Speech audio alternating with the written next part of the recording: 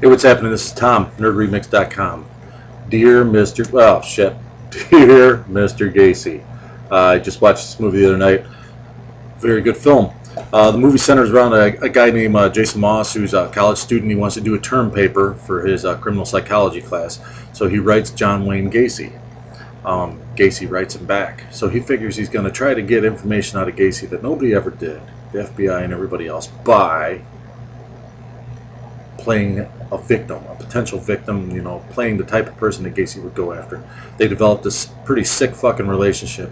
The guy kind of descends into madness a little bit. He kind of gets in too deep, but then he pulls back at the end after he meets Gacy. And, it's weird, the friendship that develops between them. Really good movie. William Forsythe plays John Wayne Gacy. You wouldn't think William Forsythe could pull it off, but he does, big time. And he brings like a real twisted, sick fuckness to Gacy in this movie.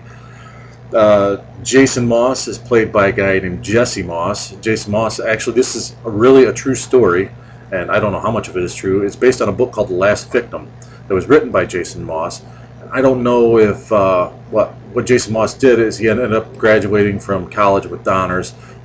He went into law, and he was a criminal defense lawyer for a while, and then in 2006 he committed suicide.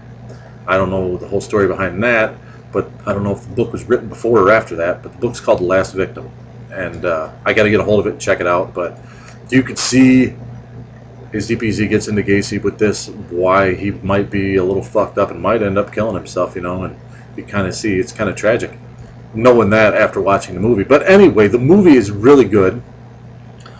Definitely check it out. The acting, all the acting is pretty solid. Forsythe in this is fucking amazing. And, he's been in The Devil's Rejects and stuff like that, but he's really good in this. And, he really pulls off Gacy awesome.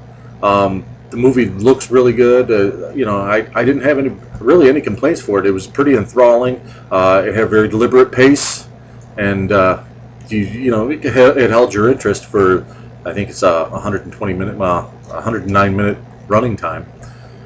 Special features were pretty cool. They talked to some friends of Gacy and everything else. But all in all, oddly enough, the guy that plays Jason Moss, his name is Jesse Moss. How that happened, I don't know. Maybe he's a relative. Who knows? If you do know, tell me. But, dear Mr. Gacy, I'm going to give this a 7.5 out of 10. Actually, an 8 out of 10. This is an 8 out of 10. Dear Mr. Gacy, rent it, buy it, pick it up, check it out.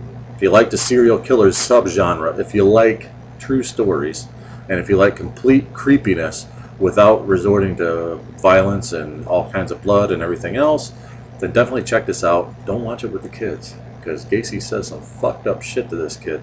So don't watch it with the kids. Keep the little ones out. But anyway, 8 out of 10. I'm Tom, nerdremix.com, support independent cinema. Thanks.